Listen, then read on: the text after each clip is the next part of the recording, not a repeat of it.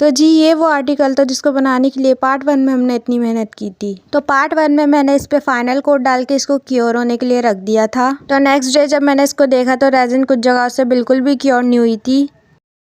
खास तौर पे मेन काबा की पिक्चर के ऊपर शायद मैंने बबल रिमूव करने के लिए इस जगह पे ज़्यादा ही हीट दे दी थी, और जिस जगह पे ज़्यादा हीट हो जाए तो उस जगह से रेजिन कुछ इस तरह की हो जाती है। खैर अब ये सब रेजिन निकाल के मुझे इसके ऊपर एक नया कोट डालना था। यहाँ पे रेजिन हटाने के साथ साथ जो पीछे काबा की पिक्चर है ये भी हट गई थी। तो मैंने जुगाड़ लगा के इस जगह पे पेंट कर दिया था, जो कि बिल्कुल पता नहीं चल रहा था और बाद में काफी अच्छी लुक आ रही थी। खैर इसके बाद ये जो साइड में क्रश ग्लास है इस पे मैंने फोम की मदद से पेंट करना शुरू किया, लेकिन फोम से सही तरीके से पेंट नहीं हो रहा था, तो फिर मैंने ब्रश की हेल्प से पेंट करना शुरू किया। वैसे इस क्लॉक को बनाने में मुझे जितने मसले पेश आए मुझे लगा नहीं था कि ये बन पाएगी, लेकिन इसकी फाइनल लुक देखकर मुझे यकीन ही नहीं आ रहा था कि ये वाकई ही बन गई है। तो क्रश ग्लास को गोल्डन पेंट करने के बाद ये कुछ इस तरीके से लग रहा था। अब बारी थी इस पे फाइनल टॉप कोट डालने की। तो अब जो मैं ये टॉप कोट डाल लूँ ये बिल्कुल फाइनल है। इससे पहले जो मैंने टॉप कोट डाला था वो तो सही से क्योर हुआ नहीं था, लेकिन अब की दफा ये इंशाल्लाह फाइनल टॉप कोट होने वाला है, क्योंकि मुझसे एक ही गलती अक्सर दूसरी दफा हो जाती है, लेकिन अब की दफा नहीं। इस दफा का ये फाइनल कोट बहुत ही अच्छा क्योर हुआ था और बहुत ही अच्छी शाइन आई थी। तो अब बारी आती है ये मशीन और निडल्स लगाने की। तो मैंने जिनसे MDF लिया था उन्हीं से ये मशीन मैंने ली थी। तो यहाँ पे जैसे जैसे मैं मशीन का नट टाइट कर रही थी मुझे ऐसी फीलिंग आ रही थी खुशी की कि हाँ अब वाकई ही ये क्लॉक बनने वाली है, अब वाकई ही मैं इसके फाइनल स्टेप्स कर रही हूँ। तो निडल्स लगाने के बाद अब मैं इसके बॉर्डर पे करने वाली हूँ व्हाइट पेंट। तो व्हाइट कलर बाद में मुझे कुछ फीका फीका सा लग रहा था, इसके लिए मैंने वार्निश में व्हाइट और golden mica shiny powder mix करके लगाया, जिससे इसका कलर बहुत अच्छा बन गया था। तो अब बारी आती है उस पार्ट की जिसके बगैर ये क्लॉक अधूरी है, जिसके बगैर इसका लुक ही मुकम्मल नहीं होता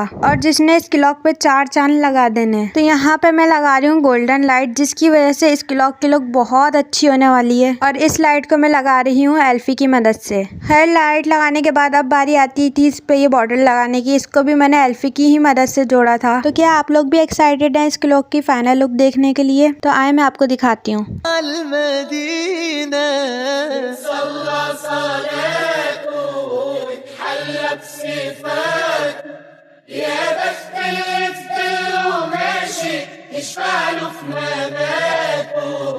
يا إمامنا يا أمين يا سند للمسلمين يا حبيبي يا محمد يا ابن عبد الله تمت الرسالة